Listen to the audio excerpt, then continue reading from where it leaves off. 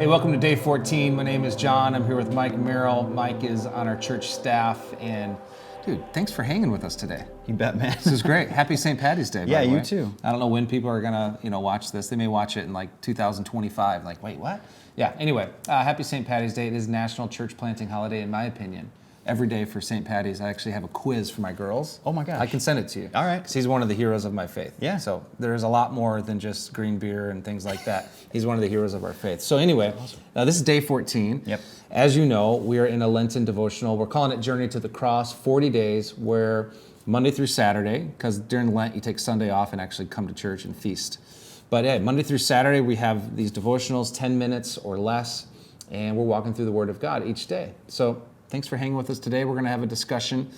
We're going to read and then talk a little bit about this awesome part in the story of Jesus. We're in the Gospel of Luke, and Mike, the last couple of days I've been saying, hey, if there was a different title than Luke, the title that would be so perfect for this book called Luke would be Hope for Everyone. Hope for everyone. Yeah. King King Jesus came and he removes barriers. Oftentimes, other kings put up barriers to keep everyone out. Jesus removed barriers to say everyone can come in.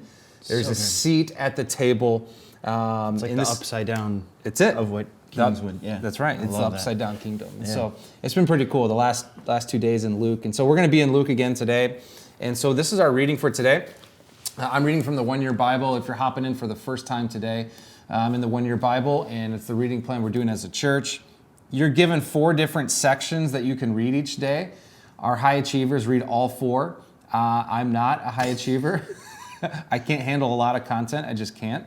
So I typically read one of the 4. Yeah, I thought we were going to do numbers in the census with Dathan and Abiram and, the ground opening up. So this is better, though. This is good. I'm not touching that one. I'm not touching that one. So, yeah, we're going to be in Luke 2 today, and I'm going to start reading in verse 41. Verse 41. It says this: every year Jesus' parents went to Jerusalem for the festival of the Passover. It says this in verse 42, when he was 12 years old. So if you have a highlighter, you may want to highlight that. 12 years old, this is important. They went up to the festival according to the custom. After it was over, while his parents were returning home, the boy Jesus stayed behind in Jerusalem, but they were unaware of it. As a parent, I'm not sure if you've ever lost a child, like you misplaced them in a store. This is just a little sidebar, but I remember when Hallie, I think she was like 2, she came with me to Home Depot once, and I was looking for something, and I turned around, and she's gone. Yeah, one of the worst moments. I ended up finding her, obviously, but man, misplacing your child. Now, imagine if your child, though, is the savior of the world. Yeah. You're like, Mary, where is he? Joseph! You had one job. Joseph, you had one job! So, this was a moment that was, I'm sure, terrifying. Now, the way that they traveled back in the day, different than, it's just important to understand, they weren't just like walking as a family to the store. They were traveling in caravans. And That's good. I've always wondered about that. Yeah, so they would travel in caravans, so there'd be a whole bunch of them because this pilgrimage every year for the Passover was a big deal. So they were in caravans. Oftentimes, the women would leave before the men. So it actually was, I'm guessing this happened more than once. It was just kind of set up for you to misplace your child. But most children, certainly at age 12, would not have stayed back to do what Jesus was doing. We're about to get to that.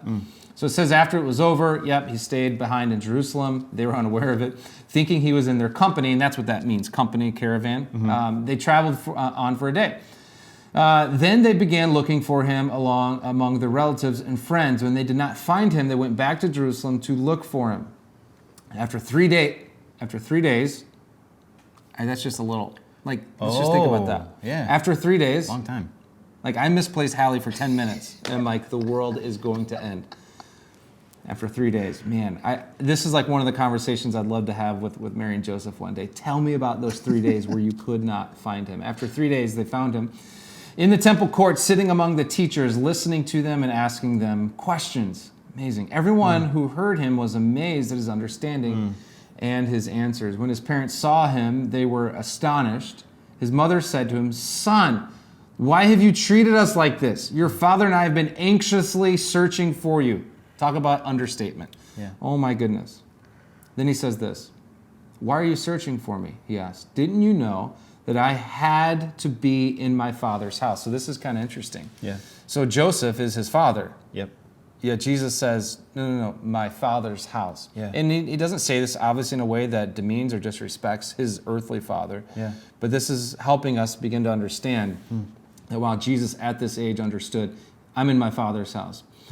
It says they didn't quite get it. They didn't understand what he was saying to them. Verse 51, then he went down to Nazareth with them and was obedient to them.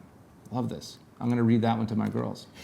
But his mother treasured all these things in her heart. All right, verse 52, and I want us to riff on this for a few minutes, Mike. Yeah. And Jesus grew in wisdom, highlight, underline that, and stature, underline, highlight, stature, and in favor, highlight, underline, favor, with God and man. Our mission as a church is to help people find and follow Christ. One of the indicators that you are finding and following Christ is if you, just like Jesus, are growing in wisdom, stature, and favor. Like, use those as some indicators. Use those as some gauges of your own spiritual maturity. Wisdom, stature, favor with God and with man. So, Mike, I'd love to hear some of your thoughts, reflections on verse 52.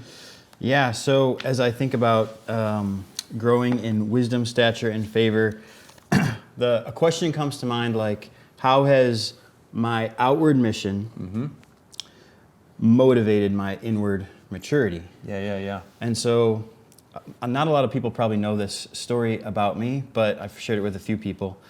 I grew up really shy in a Christian home, so I loved learning about God and absorbing and reading, but it was for me.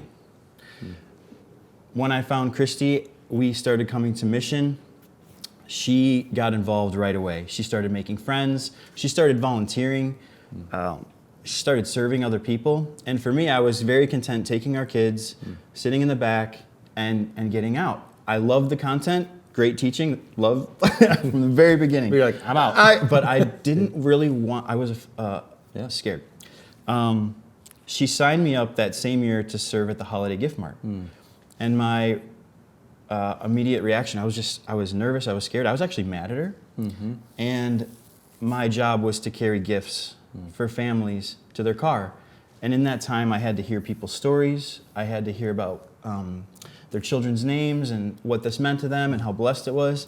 And for the first time in my life, what I knew about Jesus had become so much less about me and so much more about serving others and living a life like Jesus. We read about it all throughout here, right? Yes. Serving and loving and getting to know people's names. And so in that moment, God did something in my heart that what I would describe as inward maturity, right? Yeah. Outward mission, helping others, loving others, seeing others, serving.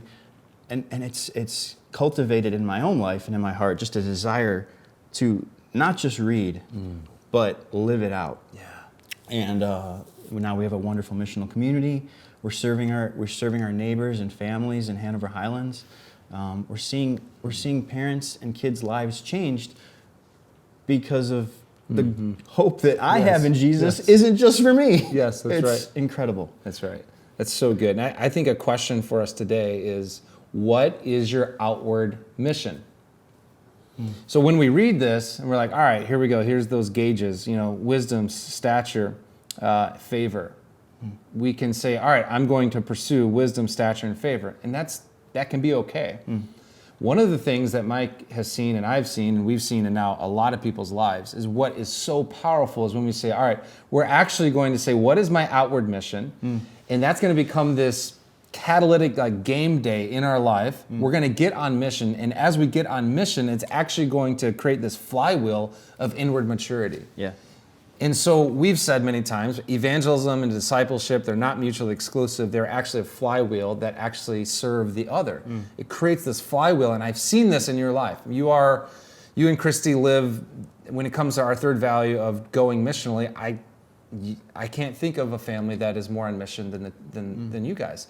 At the same time, the other thing though, it's this inward maturity. Yeah. And so I think this is so important for us to ask that question today. What is your outward mission? If you do not have an outward mission, that's going to lead to what we would call like a retention pond faith. It's all about you.